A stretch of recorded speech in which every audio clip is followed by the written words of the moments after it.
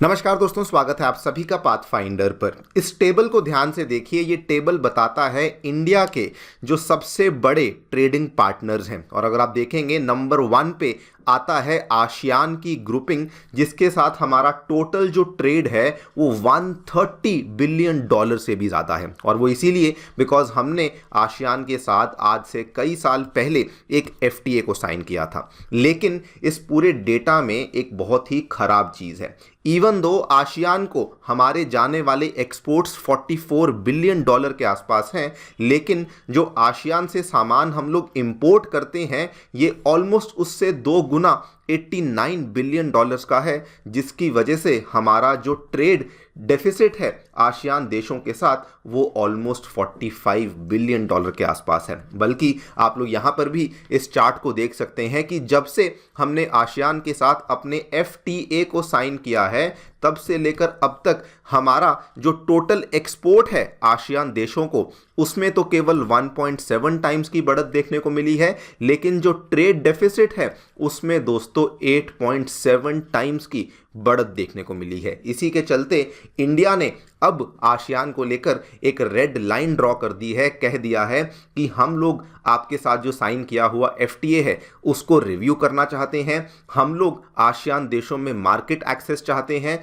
और अगर आप लोगों ने ऐसा नहीं किया तो उस केस में इंडिया भी आपके ऊपर रिटेलिएशन कर सकता है। आप लोग यहाँ पे देख सकते हैं ये स्टेटमेंट हमारे विदेश मंत्री डॉक्टर जयशंकर जी के द्वारा जस्ट आज से 2 दिन पहले दिया गया। India strongly pushing for review of ASEAN India trade pact, और इन्होंने बल्कि अपने जो स्टेटमेंट है उसमें यह भी कहा कि ASEAN will improve our market access. ये मैच्योर और हाई डिमांड मार्केट्स हैं, और हम उम्मीद यही करते हैं कि जो भी हमारी डिमांड्स हैं वो आसियान के द्वारा डेफिनेटली पूरी करी जाएं। मैं आपको याद करवा दूं, जस्ट आज से 3 महीने पहले की बात है शायद, हमारे जो कॉमर्स मिनिस्टर हैं श्री पीयूष गोयल जी, उनका स्टेटमेंट यहाँ पे ध्यान से देखिए। India is not taking this lightly.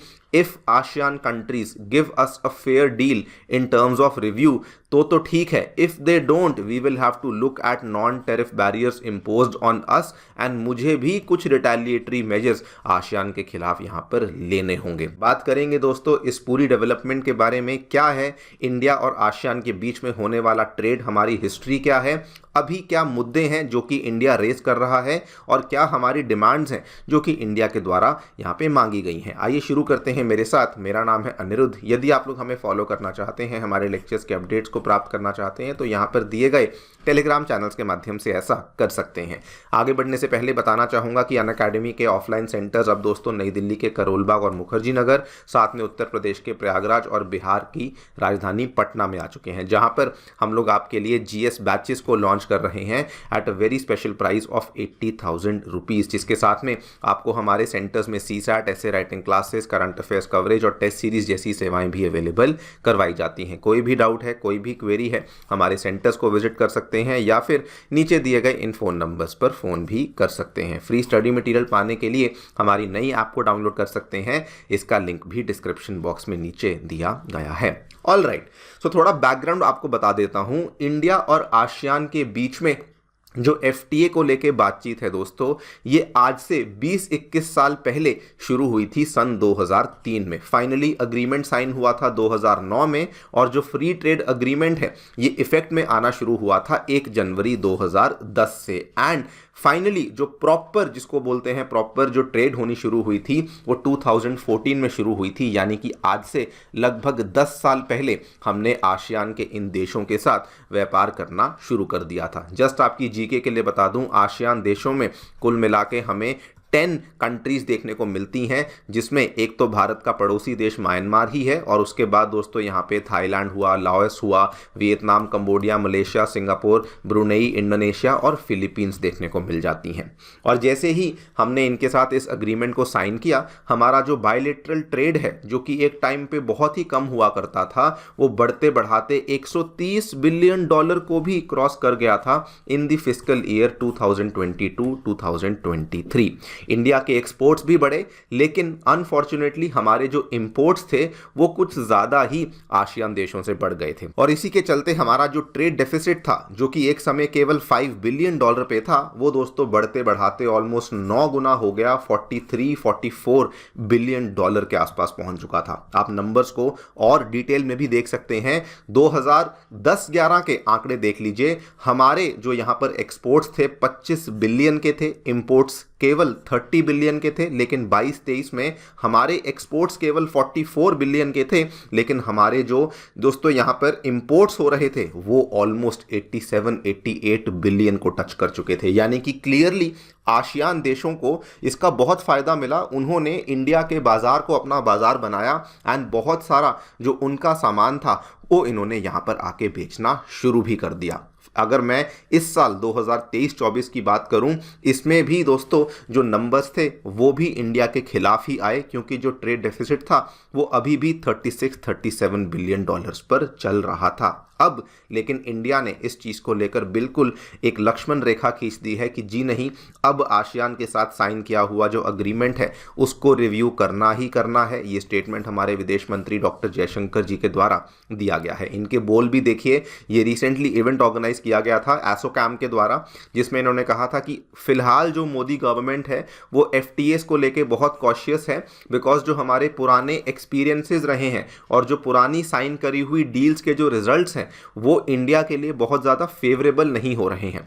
और इन्होंने बल्कि ये भी कहा कि जो आसियान के साथ साइन किया हुआ हमारा एग्रीमेंट है उसमें पर्टिकुलरली जो इंडिया की मैन्युफैक्चरिंग इंडस्ट्री है उसको बहुत नेगेटिव इम्पैक्ट हुआ है, बिकॉज बहुत सारा सामान सस्ते दामों में आसियान से इंडिया में आ जाता है एंड एज अ रिजल्ट हमारी जो डोमेस्टिक मैन्युफैक्चरिंग है वो यहाँ पर ज़्यादा अच्छे से आगे बढ़ ही नहीं पाती। हमारा बहुत सारा जो सामान है वो आसियान देशों से ही भारत में आ जाता है। अब लेकिन इंडिया ने इसमें अपनी डिमांड्स को भी सामने रख दिया है। सबसे पहले तो इंडिया ने डिमांड करी है, आप देखिए जॉइंट कमेटी की मीटिंग हुई थी 21-22 नवंबर की ये मीटिंग है, जिसमें सबसे पहले तो मार्केट एक्सेस की डिमांड करी गई कि हमें आपको आसियान देशों का मार्केट एक्सेस देना होगा।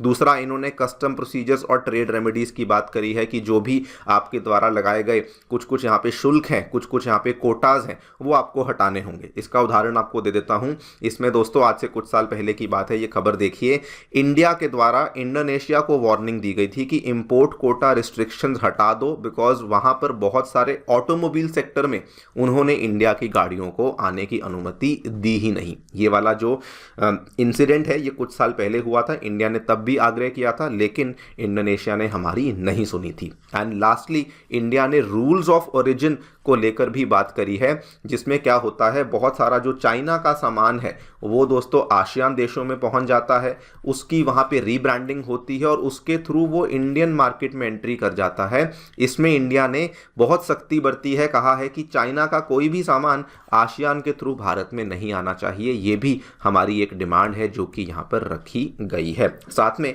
डॉक्टर जयशंकर ने तो बल्कि ये भी बोला कि अभी जो रिसेंट टाइम में इंडिया ने UAE के साथ अपना FTA साइन किया है, या फिर जो हमने ऑस्ट्रेलिया के साथ एक प्रिलिमिनरी FTA को साइन किया है जिसको अर्ली हार्वेस्ट डील कहा जाता है, अगर वो वाले FTAs को स्टडी किया जाए तो वहाँ पर हमने बहुत अच्छे FTA साइन किए हैं और हम लोग यही चाहते हैं कि उन्हीं लाइंस पर जो आसियान वाला FTA है उसको भी यहाँ पे चेंज किया जाए, रिव्यू किया जाए। लेट्स होप कि आसियान रिव्यू करने के लिए अग्री कर जाता है, बिकॉज अगर नहीं करेगा तो लाइक डॉक्टर जयशंकर सेड, उन्होंने कहा कि मैं मानता हूँ ये बहुत मैच्योर हैं, बहुत हाई डिमांड मार्केट्स हैं, और अगर ये नहीं करेंगे तो डेफिनेटली इंडिया कुछ ना कुछ रिटेलिएटरी स्टेप यहाँ पर लेगा ही लेगा। मैं आपको याद करवा दूं, जस्ट आज से 3 महीने पहले की बात है शायद, हमारे जो कॉमर्स मिनिस्टर हैं श्री पीयूष गोयल जी, उनका स्टेटमेंट यहाँ पे ध्यान से देखिए, India is not taking this lightly.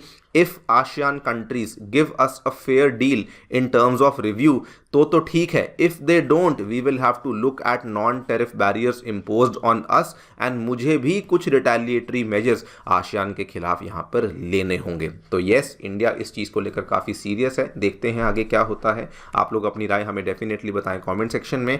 Thank you so much for listening, stay tuned and